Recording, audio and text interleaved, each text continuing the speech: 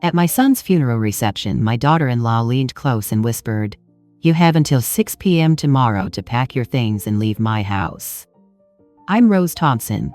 I'm 68 years old. I looked at her designer dress, the one that cost more than my monthly pension, and I said, okay. Then I decided to show her exactly who she'd been underestimating for the past 6 years. But before I tell you what happened next, let me ask you something. If you're listening from somewhere far away, drop your city in the comments so I can see how far this has traveled. And please, stay with me until the end.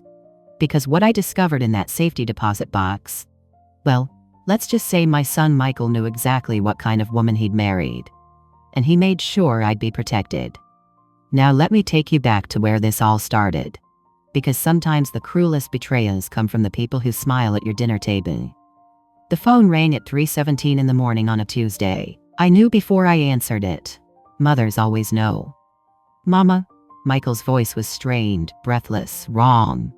"Mama, something's wrong, my chest, I can't." The line went dead. I sat up in my small bedroom, the guest room in what used to be my own house, and my hands were already reaching for my clothes. My heart was pounding so hard I could hear it in my ears, but my mind was clear. 40 years as an emergency room nurse teaches you to function through fear. I was in my car within 4 minutes. The drive to County General took 12 minutes. I prayed every second of it. Not the pretty prayers you say in church on Sunday mornings. The desperate ones. The please God, not my baby prayers that only a mother knows. When I pushed through those emergency room doors at 3:41 a.m., I already knew. The doctor's face told me everything before his mouth opened. Young man, couldn't have been more than 35. Tired eyes behind wire-rimmed glasses. The same expression I'd worn 1,000 times when I had to tell families their loved one didn't make it. "Mrs. Thompson," he said quietly. "I'm Dr. Patel. I'm so sorry. We did everything we could, but massive heart attack," I finished for him. My voice sounded strange, distant, like it belonged to someone else. "How long?" "He was gone before the ambulance arrived." "It was very quick." "He didn't suffer." That's what they always say. He didn't suffer. Like it makes it better. Like knowing your 47-year-old son's heart just stopped in the middle of the night is somehow easier if it happened fast. I stood there in that sterile hallway, underneath those fluorescent lights that make everyone look half dead. And I couldn't move. Couldn't think. Couldn't do anything except remember. Michael at 5 years old, gap-toothed and laughing, showing me the butterfly he'd caught in a jar. Michael at 16, tall and awkward, asking me how to tie a tie for his first job interview. Michael at 23, graduating from Georgia Tech with his computer engineering degree, hugging me so tight he lifted me off my feet. Michael at 41, standing in my little kitchen, insisting I come live with him and Vanessa. "Just temporary, Mama. Just until you find something smaller. You shouldn't be in that big house alone anymore." That had been 6 years ago. "Mrs. Thompson?" Dr. Patel's voice pulled me back. "Would you like to see him?" "Yes." He led me to a small room. Michael was on a gurney, covered with a white sheet up to his chest. His face was peaceful. He looked like he was sleeping. I took his hand. It was already cold. "I'm sorry, baby," I whispered. "I'm so sorry. I don't know what I was apologizing for not being there, for not somehow knowing, for being his mother and failing at the one job that mattered, keeping him alive." The door opened behind me. "Oh my God. Michael." Vanessa stood in the doorway, one hand pressed to her mouth. She was wearing yoga pants and an expensive pullover, her blonde hair pulled back in a messy bun. No makeup. Her face was pale, shocked.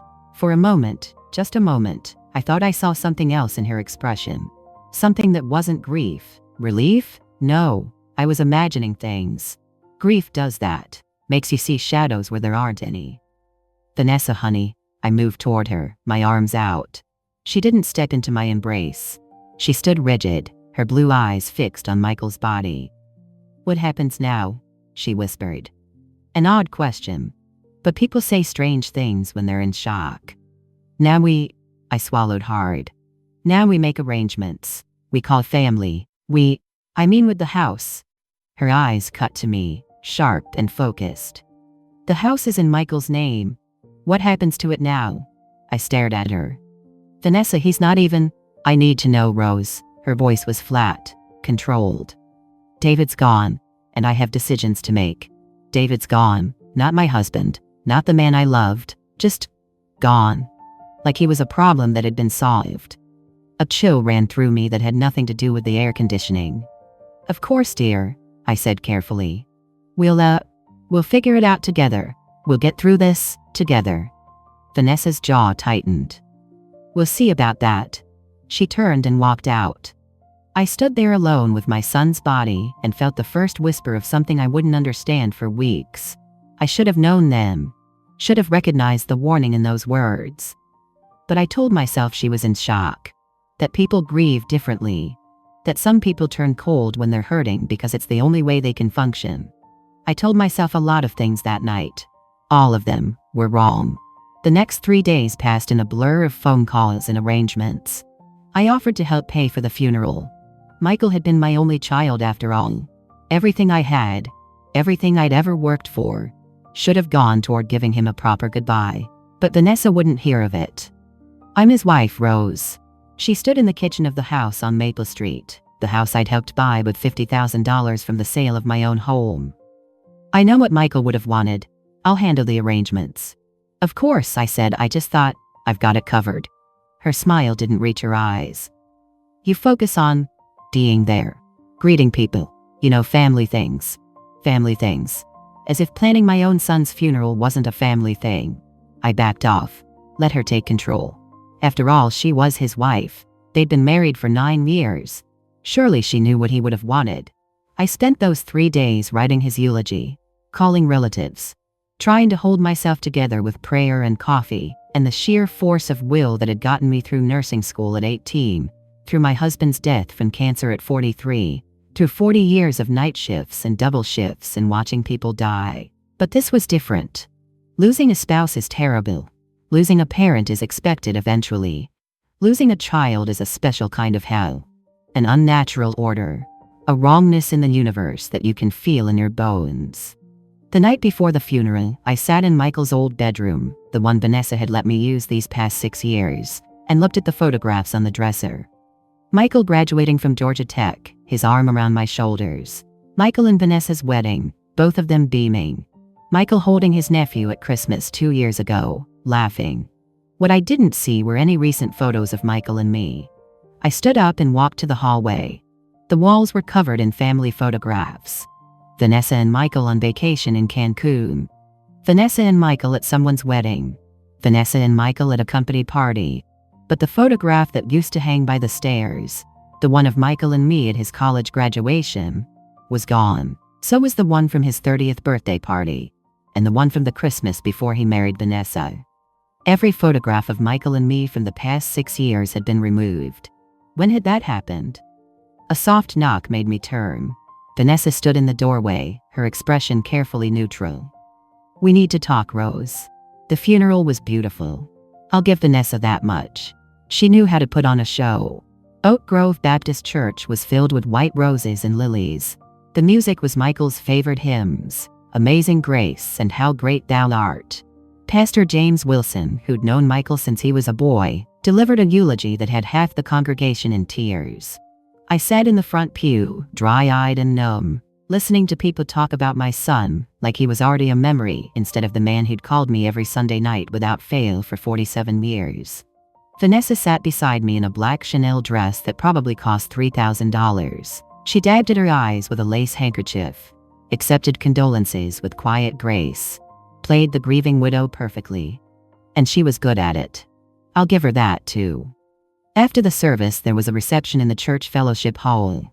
I stood in a receiving line for 2 hours, accepting hugs from people I'd known for decades and people I'd never met. He was such a good man. He's in a better place. At least it was quick. The platitudes rolled over me like waves. I smiled, nodded, said thank you over and over until the words lost all meaning. At some point I needed air. I slipped out the side door into the church garden. It was a warm afternoon in late September. The rose bushes were still blooming, heavy with red and yellow flowers. I sat on a stone bench and closed my eyes. The life insurance alone will cover the mortgage for 2 years. My eyes snapped open. The voice was coming from the other side of the rose bushes. Vanessa's voice, low and casual, like she was discussing the weather. "And without the extra expenses," she continued, "I can actually start saving again." "What about Rose?" A woman's voice. I recognized it. Diane Porter, Vanessa's older sister. "Where will she go?" Vanessa laughed. It was a sharp sound. Brutal. Nothing like the gentle crying she'd been doing inside. "That's not my problem anymore, Diane. She can figure it out like the rest of us adults. I've been supporting her for 6 years. I'm done." My blood went cold. Supporting me? "But she's Michael's mother," Diane said carefully. "Won't people talk if you just kick her out?" "People can think what they want." Vanessa's voice hardened. "She's been living in my house rent-free, eating my food, using my utilities. Michael felt sorry for her, but I don't. The second the life insurance clears, she's out." I sat frozen on that stone bench, unable to move, unable to breathe. I'd sold my house for $125,000 6 years ago, given Michael and Vanessa $50,000 of that for their down payment when they were short on cash. Moved in temporarily while I looked for something smaller. Somehow, temporary had become 6 years. But I'd paid. I'd paid $500 a month in household expenses because I didn't want to be a burden. I'd cooked dinner almost every night. I'd cleaned. I'd done the grocery shopping. I'd taken care of their house when they went on vacation. I thought I was contributing. I thought I was earning my keep. Apparently, Vanessa saw it differently. "What are you going to tell her?" Diane asked. "Right after the reception. No point dragging it out." Vanessa paused. "I've already contacted a realtor about listing the house. We can get at least $450 for it in this market. With the insurance money and the equity, I can buy that condo downtown I've had my eye on. Fresh start. What about Michael's things?" "Estate sale, most of it. I'll keep some personal items for appearances, but the rest has to go. I'm not dragging his past into my future." There was a pause. Then Diane said quietly, "You never loved him, did you?" "Don't be dramatic. I loved what he could provide. That's what marriage is, Diane. A partnership. He got a wife who looked good at company events. I got financial security. It was a fair trade. And now that he's gone? Now I'm free." I heard footsteps. They were walking away. I sat in that garden for a long time after they left, staring at the roses and trying to understand what I'd just heard. My daughter-in-law, the woman I'd welcomed into my family, the woman I'd called every Sunday to check on, the woman I'd knitted baby blankets for in hopes that someday there'd be grandchildren, had just reduced my son's entire life to a fair trade. And she was about to throw me out like garbage. I should have confronted her right then. Should have marched back into that reception and exposed her in front of everyone. But I didn't. Because 40 years as a nurse in the emergency room had taught me something important. When you're in a crisis, the worst thing you can do is react emotionally. You assess the situation. You gather information. You make a plan. And then you act. So I stood up, smoothed down my black dress, and walked back into the reception. Vanessa was standing near the coffee table, accepting condolences from Michael's boss. She saw me and smiled, a warm, genuine-looking smile that made my skin crawl. "Rose, there you are. Mr. Patterson was just telling me how much the company valued Michael." I smiled back. "That's kind of you to say. I could play this game too." The house on Maple Street was quiet that evening. All the guests had left. All the casseroles and sympathy cards had been neatly arranged in the kitchen. Pastor James had offered to stay, but I told him I was fine. I was sitting in the living room with a cup of tea when Vanessa came downstairs. She'd changed out of her funeral dress into jeans and a sweater. Her makeup was gone. She looked younger without it. Harder. "Rose." She stood in the doorway, her arms crossed. "We need to talk." "Of course, dear." I set down my tea. "Sit down." "I'd rather stand." She took a breath. "I'm going to be direct. This house is in Michael's name, which means it's mine now. And I need time and space to process my grief without complications." Complications. That's what I was now. A complication. "I understand you're grieving," I said carefully.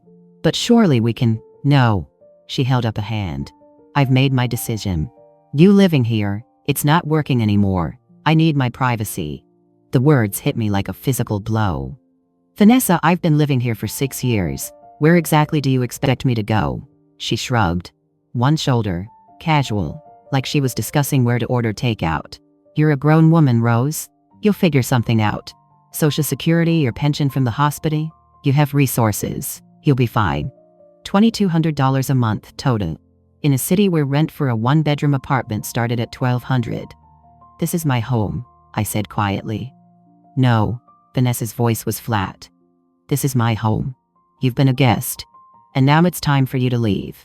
I stared at her, searched her face for any sign of the woman who'd hugged me at Christmas dinners, who'd called me mom at her wedding, who'd cried happy tears when Michael proposed. That woman was gone, if she'd ever really existed at all. How long? My voice was steady. 40 years of nursing. You don't fall apart in front of the patient. I'll give you until tomorrow evening, 6 p.m. That should be plenty of time to pack. 24 hours. 24 hours to pack up 6 years of my life, to figure out where a 68-year-old woman with no home and limited savings was supposed to go. Michael would be horrified by this conversation, I said. Vanessa's face didn't change. Michael's dead. And the sooner you accept that, the better off we'll both be.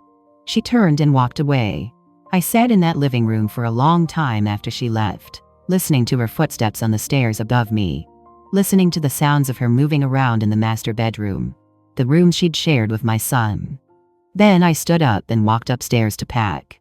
I packed my entire life into 4 suitcases and 2 cardboard boxes. 68 years reduced to what would fit in the trunk of my 2008 Honda Civic.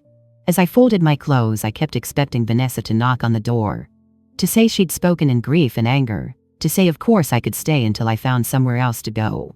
She never came. At exactly 6 p.m. the next evening, there was a knock on my bedroom door. Vanessa stood there checking her watch. Time's up, Rose. I zipped the last suitcase closed and looked around the room.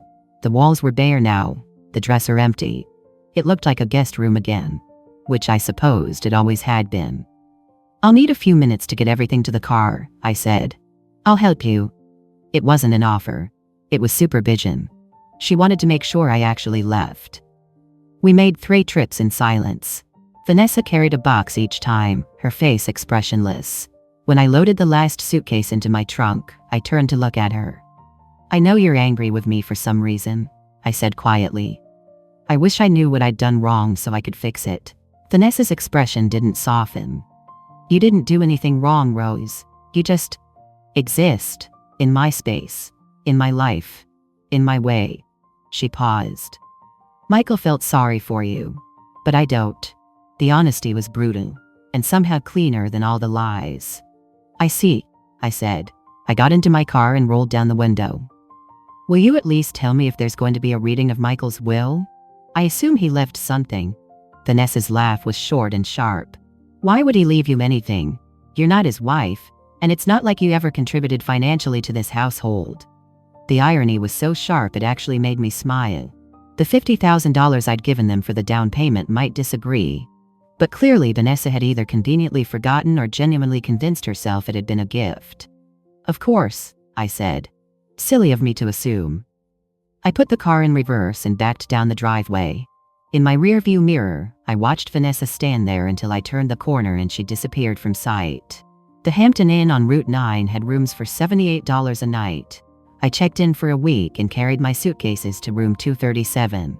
It smelled like industrial cleaning products and stale air conditioning. The bedspread was polyester, patterned in maroon and gold. The TV was bolted to the dresser. I sat on the edge of the bed and looked at myself in the mirror above the desk. Who was this woman? A widow at 43. Childless now at 68. Homeless, and apparently worthless in the eyes of the only family she had left. I thought about my life. Really thought about it. Maybe for the first time in years.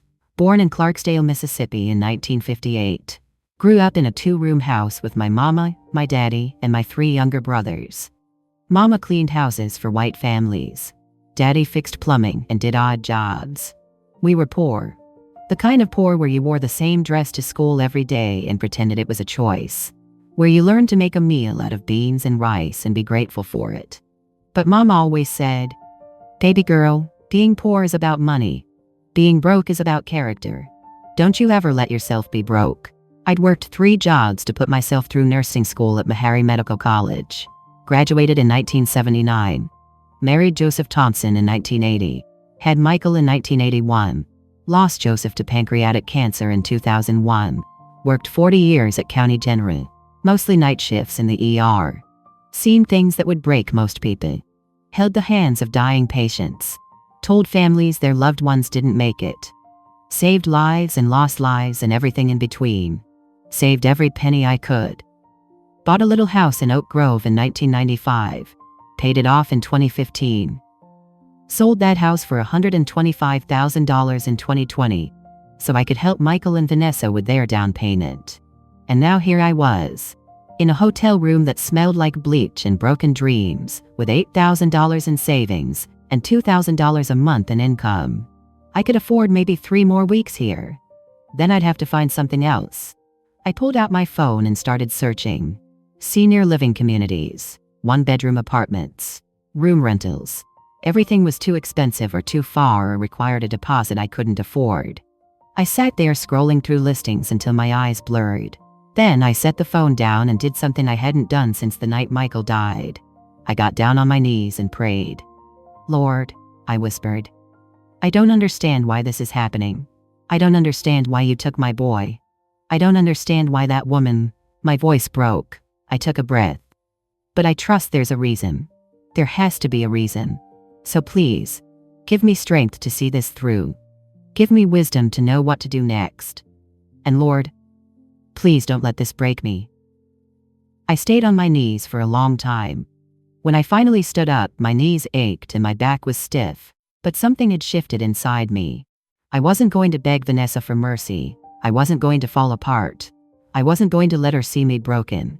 I was going to survive this, the same way I'd survived everything else life had thrown at me. With dignity, with faith, and with the quiet strength my mama had taught me. I opened my laptop and started a new document. Budget. Income: Social Security, $1,400 plus pension, $800, equals $2,200 per month. Savings, $8,000. Immediate needs: housing, transportation, food. I could do this. I'd lived on less when I was putting myself through nursing school. I spent the next 2 hours creating a plan, looking at apartments in cheaper neighborhoods, calculating how long my savings would last, making a list of things I could sell if I had to. By midnight, I had a realistic budget that would work if I was very, very careful. It wasn't the life I'd imagined for my retirement, but it was survivable. And maybe that was enough. 2 weeks into my hotel stay, just as I was starting to seriously worry about my dwindling savings, my phone rang. The screen showed an unknown number with a local area code. "Hello? Mrs. Rose Thompson?" A woman's voice, professional and warm. "Yes? This is attorney Rebecca Hayes van Hayes and Associates. I handled your son Michael's legal affairs." My heart skipped. "Yes, I remember. We met once at the house closing. I'm calling to inform you that the probate process has been completed, and there will be a formal reading of Michael's will next Tuesday at 2 p.m. in my office. Your presence is required." Required. I sat up straighter, ignoring the cheap mattress springs that squeaked under me. "I'm sorry, but I think there might be some confusion. Vanessa seemed to think..." "Mrs. Thompson," Rebecca's voice was gentle but firm, "I can only tell you what Michael's will specifies, and it specifically names you as a beneficiary. I'll see you next Tuesday at 2 p.m. She gave me the address and hung up. I sat there staring at my phone. Michael had left me something after all. Probably something small. Maybe his father's watch, or the photo albums from his childhood. Maybe a few $1,000s. Vanessa wouldn't like it, but she'd have to accept whatever Michael had decided. I spent that weekend apartment hunting, looked at 3 places. All of them were depressing, small, dark, in neighborhoods that made me nervous. But I couldn't afford to be picky. Monday morning I woke up with a plan. I'd go to the will reading, accept whatever small keepsake Michael had left me. Then I'd sign a lease on the least terrible apartment and figure out how to make it work. It wasn't much of a plan, but it was all I had. I had no idea that everything was about to change. Tuesday afternoon arrived with the kind of bright autumn sunshine that feels wrong when your world is falling apart.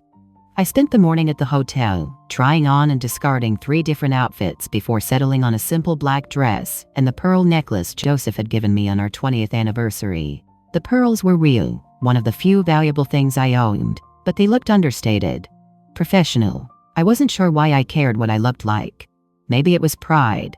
Maybe it was the last shred of dignity I had left. At 1:45, I sat in my Honda in the parking lot of Hayes & Associates, watching the front door. The law office was in a renovated Victorian house on Magnolia Street, painted dove gray with white trim. Neat hedges, brass plaque by the door. The kind of place that charged $400 an hour and was worth every penny. At 1:50, a white Mercedes SUV pulled into the lot. Vanessa.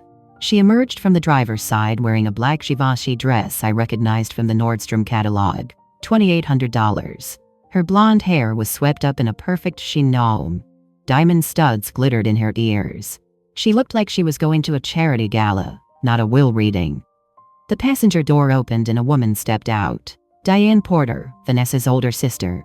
She was wearing head-to-toe designer too, a black pantsuit that probably cost more than my monthly budget. They stood in the parking lot for a moment, heads together, talking quietly. Diane pulled out her phone and showed Vanessa something on the screen. They both smiled. Planning their victory, probably. I waited until they'd gone inside before getting out of my car. Deep breath, shoulders back, head high. My mama's voice in my head. Don't let them see you rattled, baby girl. That's when they know they've won. I walked through those doors at 1:58. The reception area was elegant. Dark wood floors, leather chairs, oil paintings on cream-colored walls. A young woman sat behind a curved desk, typing on a computer. Vanessa and Diane were seated in the waiting area. When I walked in, Vanessa's head snapped up. What is she doing here? Her voice was sharp with surprise. The receptionist looked up calmly. Mrs. Thompson is here for the will reading. Which Mrs. Thompson? Vanessa stood up. Both of you, apparently.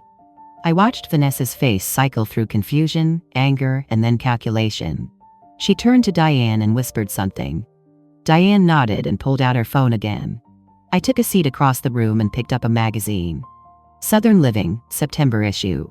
I stared at an article about fall decorating without reading a single word.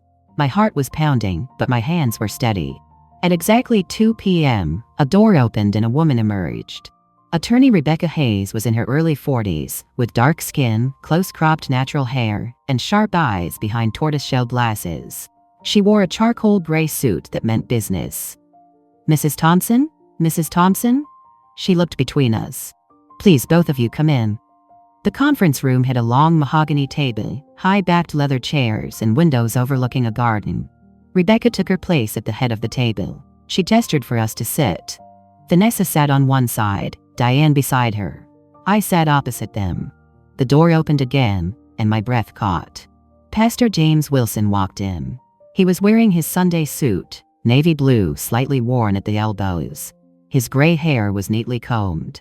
When he saw me, his eyes crinkled with a sad smile. Pastor James? I said. What are you? Michael asked me to be here as a witness, he said quietly, taking the seat beside me. His presence felt like a shield. Rebecca opened a leather folder and pulled out several documents. Ladies, gentlemen, she began, her voice professional but not unkind. I know this is a difficult time. Michael Thompson was very specific about his wishes, and it's my job to ensure they're carried out exactly as he intended. I'll read the will in its entirety, then we can discuss any questions. She picked up the first page. This is the last will and testament of Michael James Thompson, executed on June 15, 2024. 4 months ago. Michael had updated his will 4 months ago. Rebecca continued reading. To my beloved wife, Vanessa Marie Thompson, I leave the following.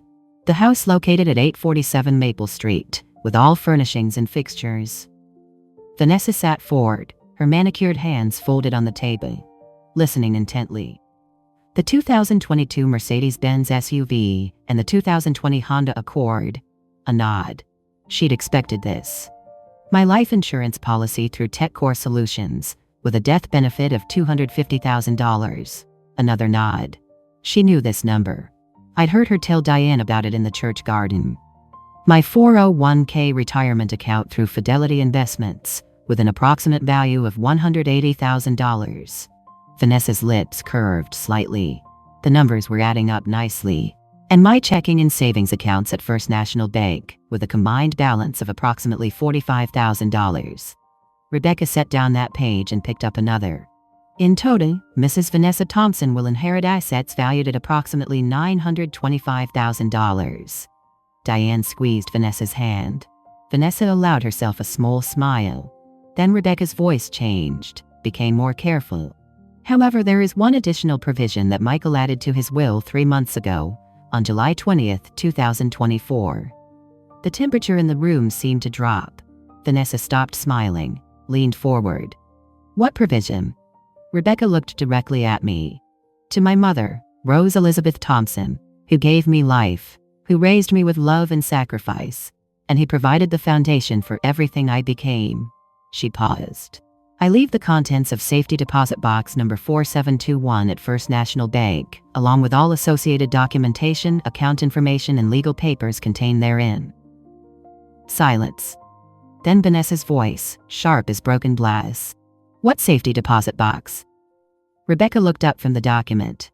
Apparently it's something Michael maintained privately for the past 5 years. He was very specific that the contents should go to his mother. What's in it? Diane demanded. I have no idea, Rebecca said honestly. Michael simply provided the bank information and instructions that Mrs. Rose Thompson should have full access upon his death. The contents are sealed. Vanessa's face had gone pale, then flushed red. This is ridiculous. If there's anything of value in that box, it should be part of the estate. We need to contest this. You're certainly free to try. Rebecca's voice was mild. But the provision is very clear, and Michael was completely competent when he added it to his will. I witnessed the document myself. I found my voice. It came out quieter than I expected. When exactly did he add this? Rebecca consulted her notes. July 20th, 2024. He came to my office specifically to make this addition. He was very... She paused, choosing her words carefully. Very determined that it be done correctly. July 20th. I remembered that date. It was 2 days after Vanessa's birthday. There had been a party at the house. Vanessa's friends, champagne, catered food. I'd spent the evening in the kitchen cleaning up. Michael had been quiet, distracted. I'd asked him if everything was okay. He'd hugged me tight and said, I love you, Mama. Don't ever forget that. This is a waste of time. Vanessa stood abruptly, her chair scraping against the floor. Diane, let's go. We'll file a challenge tomorrow. Actually, Rebecca said, pulling out another envelope. Before you leave, I need to give Mrs. Rose Thompson the bank documents. She held out a sealed manila envelope with my name written on it in Michael's handwriting. My hands shook as I took it. The bank will need to verify the death certificate and process the paperwork, Rebecca continued. Usually takes about 3 business days. Then, you can access the box. Vanessa's eyes were fixed on the envelope like a hawk watching prey. I'm coming with you to the bank. I'm afraid that's not possible, Rebecca said. The safety deposit box access is restricted to Mrs. Rose Thompson only. Bank policy. This is insane, Vanessa's voice rose. How do we even know there's anything valuable in there? It could be empty. It could be sentimental junk. I stood up, clutching the envelope to my chest. I suppose we'll find out next week. As I moved toward the door, Vanessa stepped in front of me. Rose? Her voice had changed, become softer, reasonable. Let's be rational about this. Whatever's in that box, we should share it.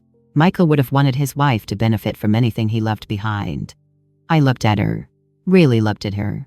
At the designer dress and the diamond earrings and the perfect makeup.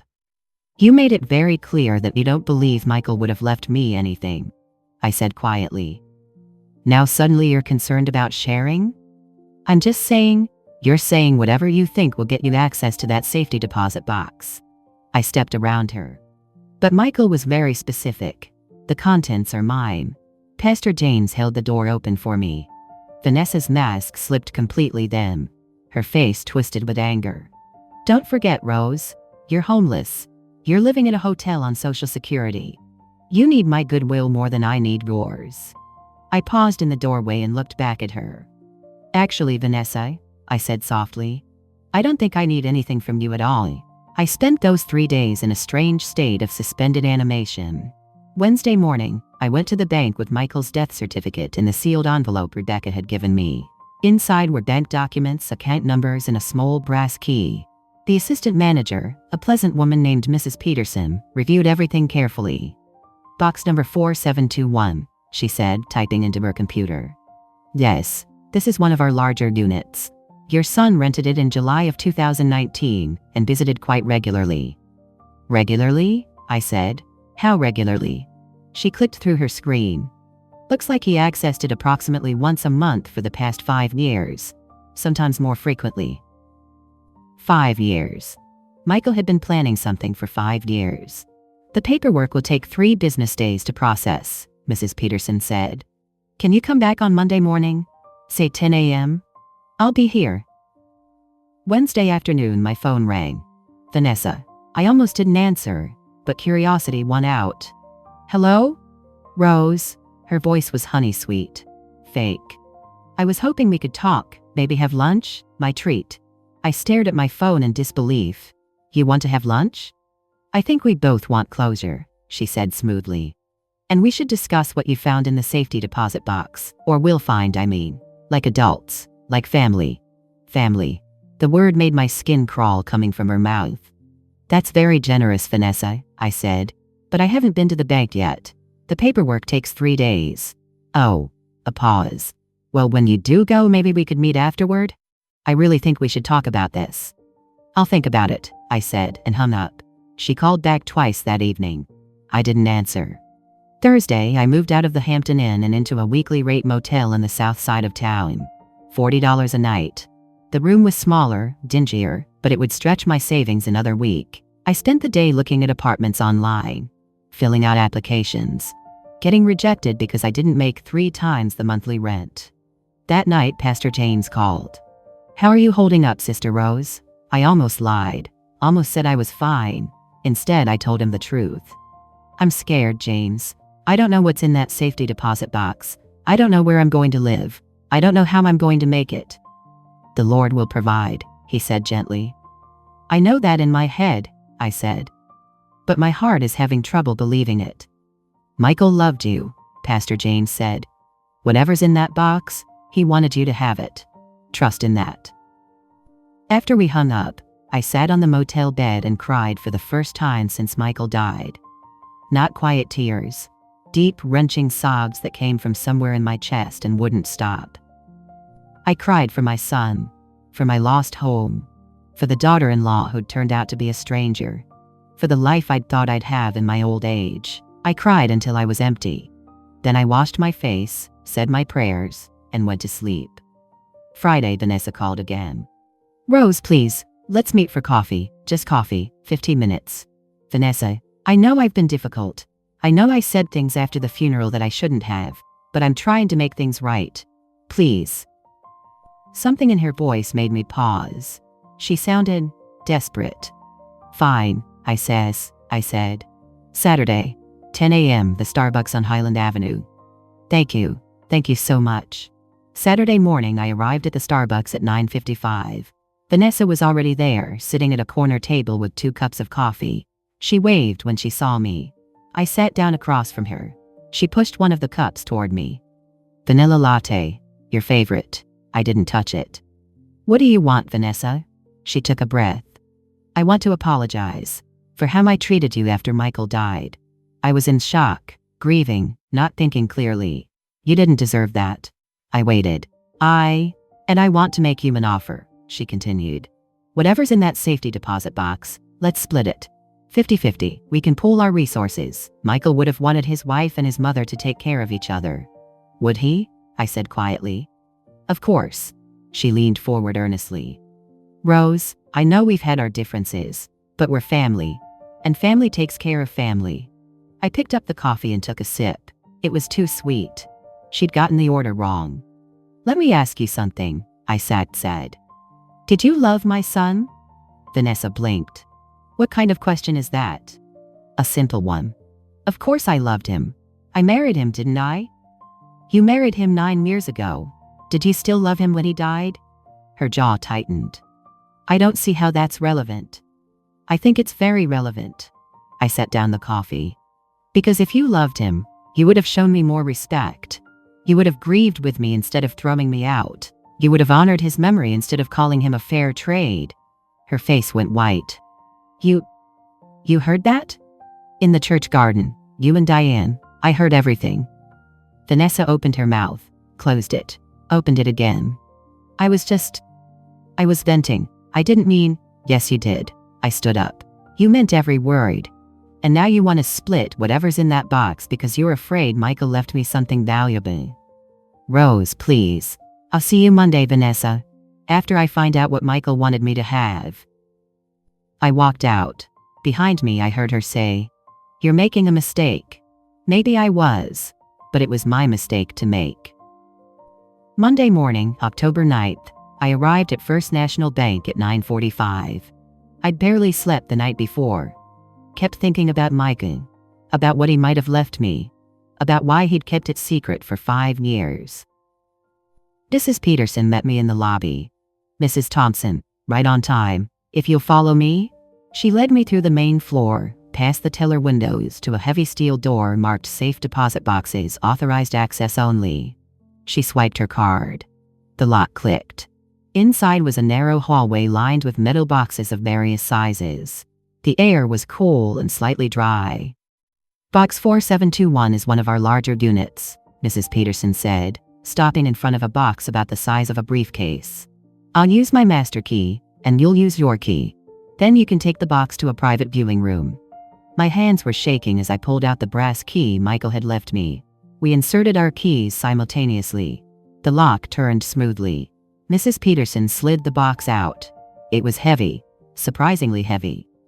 "Take all the time you need," she said, showing me to a small windowless room with a table and chair. "I'll be at my desk when you're finished." She closed the door softly behind her. I was alone with whatever Michael had left me. I lifted the lid. The first thing I saw was a letter. White envelope, my name in Michael's handwriting. "Mama," my vision blurred. I picked up the envelope with trembling fingers and opened it. "Dearest Mama, if you're reading this, then I'm gone. And I'm so sorry for leaving you. But I'm not sorry for what I'm about to tell you. You need to know the truth. I've known who Vanessa really is for the past 4 years. I discovered she was manipulating both of us, telling you that you were a burden, telling me that you were financially draining us, all while spending my money on luxury items and planning your removal. Why didn't I divorce her? Mama, I was weak. I'm ashamed to admit it. She threatened that if I left her, she'd make sure you never saw me again. She said she'd move us across the country, change our numbers, cut you out completely. She knew how much you meant to me, and she used it as a weapon.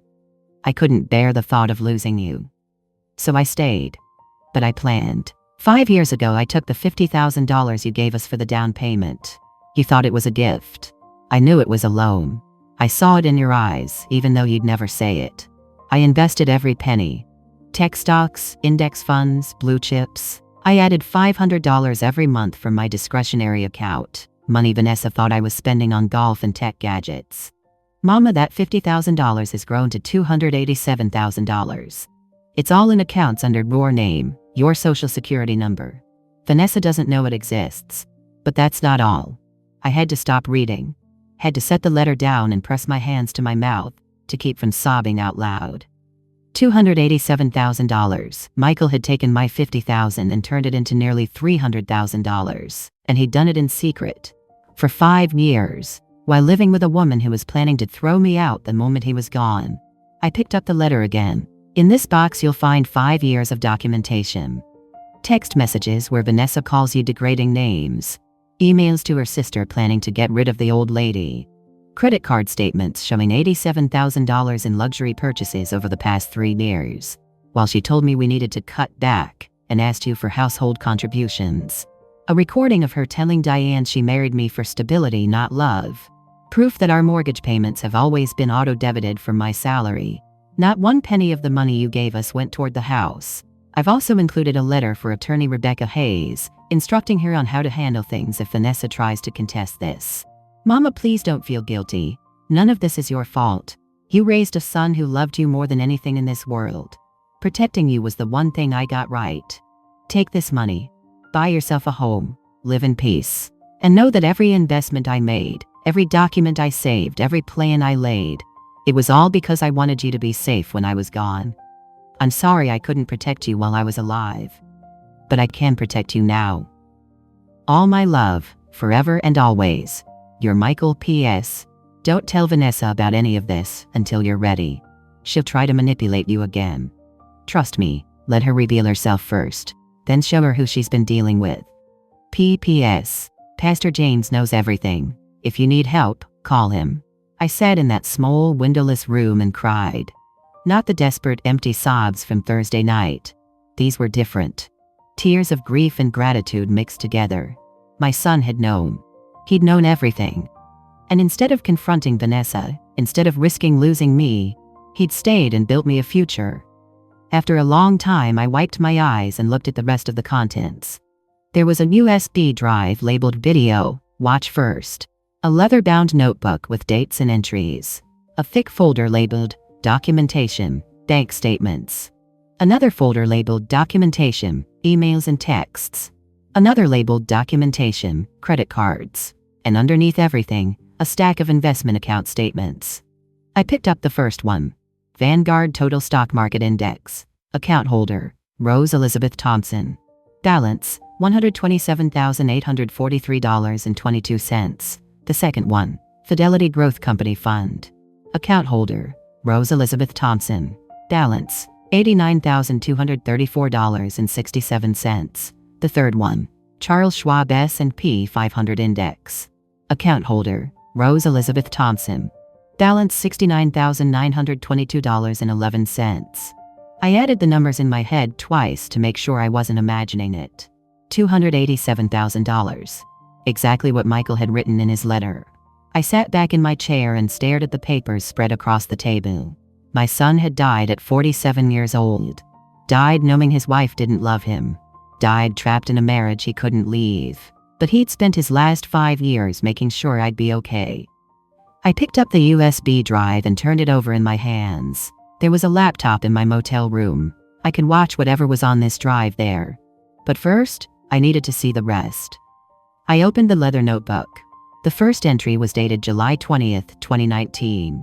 Vanessa told Diane today that Mama is cramping her style. She wants me to ask Mama to move out. I said no. Vanessa got angry and said I care more about my mother than my wife.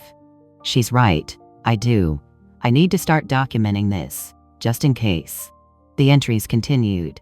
Page after page, 5 years of documentation. August 3rd, 2019. Vanessa told me Mama's $500 per month contribution barely covers utilities. I checked the bills. Utilities average $180 per month. September 15th, 2019. Overheard Vanessa on phone with her sister. Michael's mama acts like she owns the place. The second something happens to him, she's out. November 2nd, 2019. Vanessa spent $3,200 at Neiman Marcus. Told me we can't afford to fix Mama's car, $600 repair. January 8th, 2020. Vanessa asked me to take out a life insurance policy. Suggested $250,000. Said it's just smart planning. On and on. Hundreds of entries. The picture they painted was devastating. Vanessa hadn't just been cruel. She'd been calculating, strategic, building toward this moment for years. And Michael had seen all of it. I opened the folder labeled Emails and Texts. The first printout was an email from Vanessa to Diane, dated March 3, 2023. Subject, The Rose Problem. Diane, I'm at my wit's end. Rose is still here. It's been 3 years. Michael keeps making excuses. She's looking for a place, she's on a fixed income, blah blah blah. The truth is she's never leaving. She's got it too good here. Free room, free food, no responsibilities. Meanwhile, I'm stuck playing hostess to a woman who judges everything I do. I can't remodel the guest room into a home office because she's in it. I can't have friends over without her hovering in the kitchen. It's my house and I feel like a guest in it. Something has to change. The next printout was Diane's response. Have you thought about what happens if Michael, something happened? God forbid. But he works those long hours, barely exercises, eats terribly. If he had a heart attack or something, the house would be yours, right? And then Rose would have to leave. Vanessa's reply, same day. Actually, that's not a bad point. The house is in Michael's name only. He bought it before we got married. When he dies, it goes to me as his spouse. The life insurance is $250,000, plus his 401k is probably around $150,000 by now. I could sell the house for at least $400,000 in this market. That's nearly $800,000. More than enough to buy that condo downtown and have plenty left over. And Rose? She'd have exactly zero claim to any of it. I set down the email and stared at the wall. She'd been planning this for at least a year and a half before Michael died. Maybe longer. I spent 90 minutes in that small room, reading through everything. The credit card statements showing Vanessa's spending. Designer clothes, spa treatments, expensive dinners, weekend trips with Diane. The mortgage statements showing the automatic payment from Michael's salary account, proof that my money had never been needed. The bank statements showing every one of my $500 contributions being immediately transferred to Michael's investment account. And finally, buried at the bottom, one more document. A notarized statement, dated August 1st, 2024. 2 months before Michael died. To whom it may concern, I, Michael James Thompson, being of sound mind and body, do hereby state that the investment accounts detailed below were funded with money given to me by my mother, Rose Elizabeth Thompson, in June 2020. This money was always understood by both parties to be a loan, not a gift, despite my mother's generous insistence that repayment was unnecessary. I invested this money on her behalf and have continued to grow it over the past 5 years. These accounts are held in her name and social security number. They are not part of my marital assets and should not be considered part of my estate. If I should die before my mother, these accounts belong solely and completely to her. Signed, Michael James Thompson. Witnessed Rebecca Hayes, attorney at law. Witnessed James Wilson, pastor. Michael had thought of everything. Every possible angle Vanessa might use to contest this, he'd blocked. He'd protected me completely. I gathered all the documents carefully, put them back in the safety deposit box, and carried it out to Mrs. Peterson's desk. "Did you find everything you needed?" she asked kindly. "Yes," I said. My voice was steady now, calm. "I'll need to set up access to these investment accounts, and I'd like to keep the box for now. There are documents I'll need to reference. Of course, I'll have someone from our investment services team help you." 20 minutes later, I walked out of First National Bank with 3 things: the USB drive in my purse, account access to $287,000, and a plan. It was time to have lunch with Vanessa. I called Vanessa from the parking lot of First National Bank. She answered on the first ring. "Rose, did you go to the bank?" "I did." Silence. Then carefully. "And?" "I think you were right," I said. "We should talk. Maybe over lunch? Are you free today?" "Today?" Her voice rose with eagerness. Yes, absolutely. Where?" "Your house, noon. I'll bring something." "Oh, you don't have to. I insist," I said. "I think we have a lot to discuss, and we should do it privately, like family." I could practically hear her smile through the phone. "That sounds wonderful, Rose. I'll see you at noon." I hung up and sat in my car for a moment, staring at the USB drive in my hand. Pastor James answered on the third ring. "Sister Rose, I need you to do something for me," I said. "And I need you to trust me when I say I know what I'm doing." At 11:45, I pulled into the driveway of 847 Maple Street. The house looked the same as it had 2 weeks ago when Vanessa had thrown me out. Perfect lawn, trimmed hedges, the kind of house that belonged in a magazine. My house, bought with my $50,000. Except it wasn't my house anymore, and it never really had been. I gathered the gift bag from my passenger seat and walked to the front door. Vanessa opened it before I could knock. She was wearing white linen pants and a silk blouse, casual elegance. Her makeup was perfect. Her smile was warm. "Rose, come in. I'm so glad you called." The dining room table was set with her wedding china, fresh flowers in a crystal vase, 2 place settings with linen napkins folded into elegant shapes. She'd gone to a lot of trouble. "This is beautiful, Vanessa. I wanted today to be special, a fresh start for us." She gestured to the table. "Please sit. I made chicken salad, your favorite." I sat down and watched her serve the food with practiced grace. She poured iced tea into crystal glasses, set out fresh rolls and butter. It was a performance, a good one. We ate in silence for a few minutes. The chicken salad was actually quite good. So, Vanessa said finally, setting down her fork. The bank. Did they let you access the safety deposit box? They did? And? She leaned forward slightly. What was inside? I took a sip of tea. Documents mostly. Very interesting reading material. What kind of documents? Financial records, investment statements, some correspondence. I paused. And quite a few emails and text messages. The color drained from Vanessa's face. Text messages? Michael was quite thorough in his record keeping. I pulled out my phone and opened the photos I'd taken in the vault. Would you like to see? I turned the screen toward her. It was a text message from Vanessa to Diane, dated March 15th, 2024, just 7 months ago. God, I can't wait until that old bat finally moves out. Then we can turn her room into the home gym I've been wanting. Michael keeps making excuses for her. So annoying. Vanessa stared at the screen. Where did you get that? From the safety deposit box. Michael saved everything. I swiped to the next image. This one's interesting too.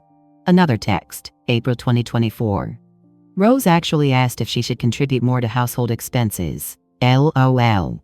I told her $500 per month barely covers her utilities. Michael pays the mortgage anyway, has from day one. But she doesn't need to know that.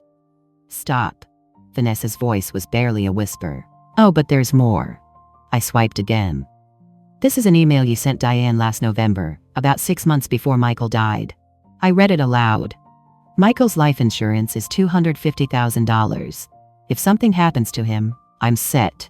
The old lady will be out within 24 hours. I've already contacted a realtor about selling the house. I looked up. You were planning this before he died, Vanessa? She lunged for my phone, but I pulled it back smoothly. These are just copies, I said calmly.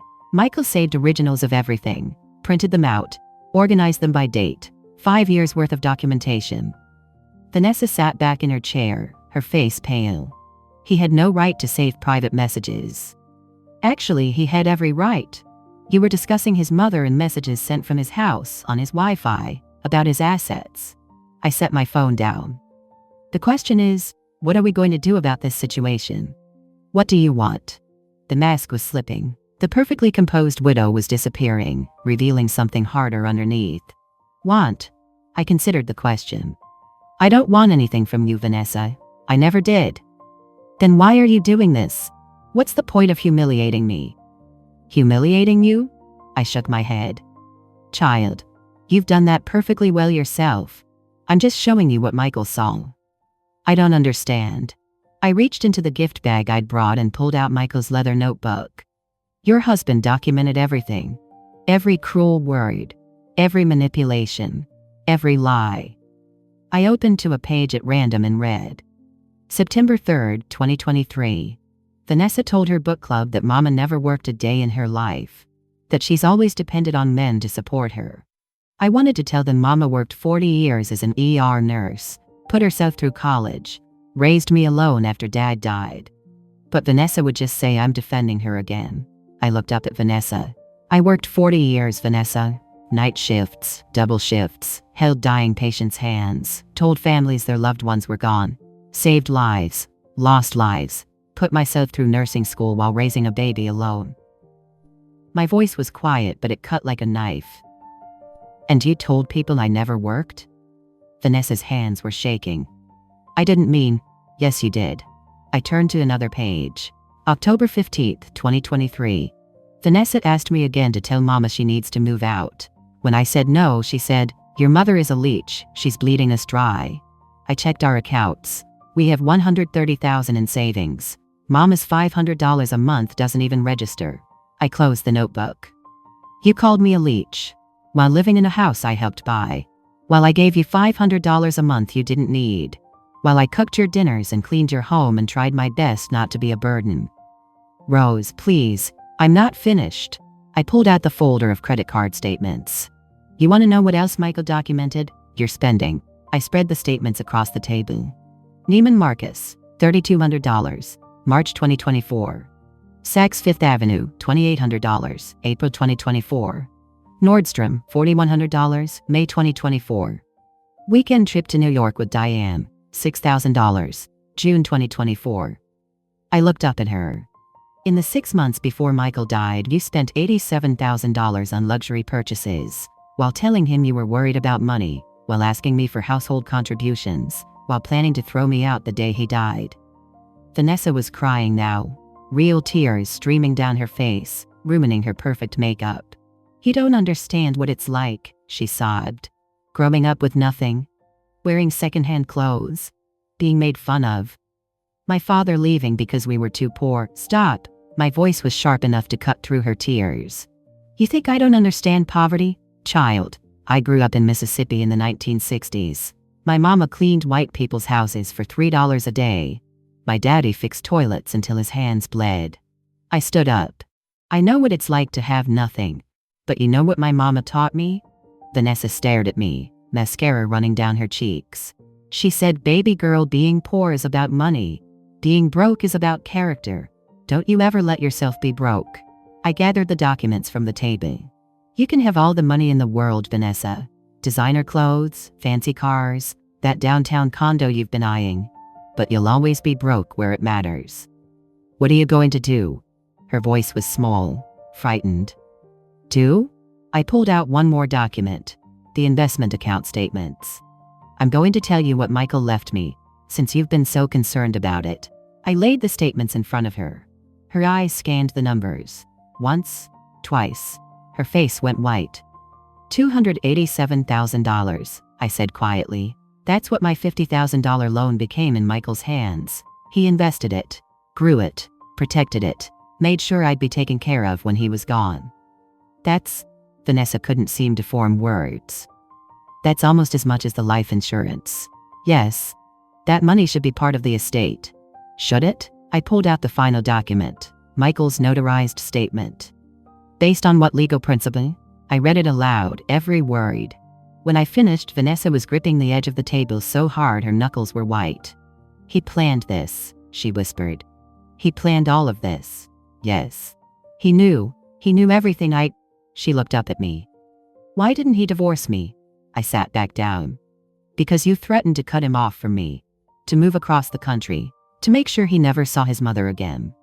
I pulled out one more email, Vanessa to Diane, dated January 2021. If Michael ever tries to divorce me, I'll make sure that old woman never sees him again. I'll move us to California, change our numbers. He loves his mama more than me and he knows I'll do it. It's the perfect insurance policy. Vanessa made a sound like she'd been punched. So he stayed, I continued, and he documented everything. And he built me a future. Because that's the kind of son he was. I loved him. The words came out broken, desperate. No, I stood up again. You loved what he could provide. There's a difference. I walked to the door, then paused and turned back. Here's what's going to happen, Vanessa. You're going to keep this house, the insurance, the cars, everything Michael left you. I won't contest any of it. Hope flickered in her eyes. But you're going to do 3 things. And you're going to do them within 72 hours. What things? 1. You will never contact me again unless legally required. We are not family. We are not friends. We are strangers. She nodded slowly. 2. You will make an appointment with a therapist, a real one. Not because I care about you, but because Michael would have wanted that. And you're going to actually do the work. Because whatever happened in your childhood to make you like this, you need help. Okay. 3. You will donate $10,000 to the Nursing Scholarship Fund at County General Hospital in Michael's name. The hospital where I worked for 40 years, where I saved lives while you were spending money on shoes. Vanessa's jaw tightened, but she nodded. 72 hours, I repeated. Or I will take every single document in that safety deposit box and I will share them. With your friends, your family, your book club. Everyone will know exactly what kind of person you are. You wouldn't try me. I opened the door. Rose? Vanessa's voice was small. Was any of it real? Did Michael ever actually love me? I looked at her for a long moment. At this woman who'd made my son's last years miserable. Who'd used his love for his mother as a weapon. who'd planned my eviction before his body was cold. Yes, I said quietly. He loved you. At least he loved the woman he thought you were. And that's the real tragedy here, Vanessa. You could have had a man who loved you unconditionally, who would have given you anything, who was kind and good and faithful. But you didn't see him as a person. You saw him as a meal ticket. You didn't lose Michael when he died. You lost him years ago when you stopped seeing him as anything more than a paycheck. I stepped through the door. Live with that. 6 months later, April 2025. The house on Willow Creek Drive was small, just 2 bedrooms, 1 bathroom, a cozy kitchen, and a living room with big windows that let in the morning sun. But it was mine. I'd paid cash. $180,000. Left me with enough in savings to live comfortably for the rest of my life if I was careful. And I intended to be careful. The garden was my favorite part. I'd planted roses in the backyard. Red ones, Michael's favorite. They were blooming now, heavy with flowers in the April warmth. I sat on my back porch every morning with coffee, watching the sun rise over my roses, and talked to Michael. The scholarship fund gave out its first award yesterday, baby, I said to the sunrise. To a young woman named Jessica Martinez. She's from a small town in Georgia, first in her family to go to college, wants to be an ER nurse. The roses swayed in the breeze. She reminds me of me, scared but determined. I took her to lunch last week, told her about my 40 years at County General, about the lives we save and the ones we lose, about how nursing isn't just a job, it's a calling. I sipped my coffee. She starts at Meharry in the fall, same school I went to. Full scholarship plus a stipend for books and living expenses. All because of you, Michael. Because of what you built for me. A cardinal landed on the rose bush, bright red against the green leaves. I'm okay, baby. I want you to know that. I'm more than okay. I'm at peace. The doorbell rang at 9 a.m. I wasn't expecting anyone, but I'd learned to enjoy surprises these days. Pastor James stood on my porch with a covered dish. Morning, Sister Rose. Brought you some of Clara's peach cobbler. She made extra. James Wilson, you're spoiling me. I took the dish and led into the kitchen. Coffee? Always. We sat at my small kitchen table, the one I'd found at an estate sale for $50, and caught up. Pastor James had retired last month. His son was taking over the church. He and Clara were talking about traveling. You look good, Rose, he said. Peaceful. I feel peaceful. I poured cream in my coffee. For the first time in years, honestly. No regrets about how things ended with Vanessa? I thought about it. No, I said finally. I gave her a chance to change. That's all anyone can do. Have you heard from her? Not directly, but I know she made the donation. The hospital sent me a copy of the check, and apparently she's been seeing a therapist twice a week. That's good. It is. I took a sip of coffee. I don't know if she'll ever actually change, but at least she's trying. That's more than I expected. Pastor James nodded. You're a better woman than most, Rose Thompson. I'm just a woman who learned that revenge and justice aren't the same thing. Michael gave me justice. What I do with it? That's up to me. That afternoon, I drove to County General Hospital for my weekly volunteer shift. I worked in the ER waiting room now, brought coffee to worried families, held hands with scared patients, offered calm presence in the chaos. It wasn't the same as nursing, but it was close enough. Mrs. Thompson? A young nurse approached me. There's a family in room 4. Their father just had a heart attack. They're not doing well. Would you mind? Of course. Room 4 held 3 people, 2 women in their 30s and a teenage boy. They looked up when I entered, their faces raw with grief and fear. I recognized that look. I'd worn it myself 6 months ago. Hi, I said gently. I'm Rose. I'm a volunteer here. I heard about your father. I'm so sorry. The older woman started crying. They said he might not make it. They said his heart is too damaged. I sat down beside her and took her hand. I lost my son to a heart attack 6 months ago, I said quietly. Right here in this hospital. So I know what you're feeling right now. That helpless terror. That bargaining with God. How did you... She couldn't finish. How did I survive it? I squeezed her hand. One day at a time, one breath at a time. and by holding on to the love instead of the loss. We sat together for an hour. I didn't offer platitudes or false hope, just presence. When I left, the older woman hugged me tight. "Thank you," she whispered. "You're going to be okay," I told her. "It doesn't feel like it now, but you will be." That evening I was watering my roses when my phone rang. Unknown number. I almost didn't answer, but something made me pick up. "Hello?" Silence. Then, "Rose, it's Vanessa." I set down my watering can. "Vanessa, I know you said not to contact you unless legally necessary, and I'm sorry, but I needed to tell you something." "What is it?" "I sold the house on Maple Street. It closed yesterday." "Okay?" "I bought a smaller place, a condo, but not the one downtown. Something more reasonable. And I'm paying off my credit cards, all of them." "That's good, Vanessa." "And I've been going to therapy, like you said, twice a week. Dr. Morrison. She's helping me understand why I became the person I became." I waited. "It doesn't excuse what I did," Vanessa continued, her voice shaking. "Nothing excuses it, but I'm trying to understand it so I don't do it again. I'm glad you're getting help." I started volunteering at a women's shelter, helping women who grew up like I did. Poor, scared, angry at the world. That surprised me. "That's wonderful, Vanessa." "Rose, she took a shaky breath. "I know I don't deserve forgiveness. I know what I did to Michael was unforgivable. But I want you to know that I'm trying to be better, for him, for the memory of who he thought I could be." I looked at my roses, at the cardinal that had returned to perch on the highest branch. "Vanessa, let me tell you something. Forgiveness isn't something you earn. It's something you accept. And whether or not you deserve it isn't for me to say." "Then, I forgive you," I said quietly. "Not because you've earned it, but because carrying that anger would poison what Michael gave me. And I won't do that to his memory." I heard her sob on the other end of the line. "That doesn't mean we're going to be friends," I continued. "It doesn't mean I trust you. It just means I'm choosing not to carry hate in my heart." "Thank you," she whispered. "Thank you, Rose. Take care of yourself, Vanessa."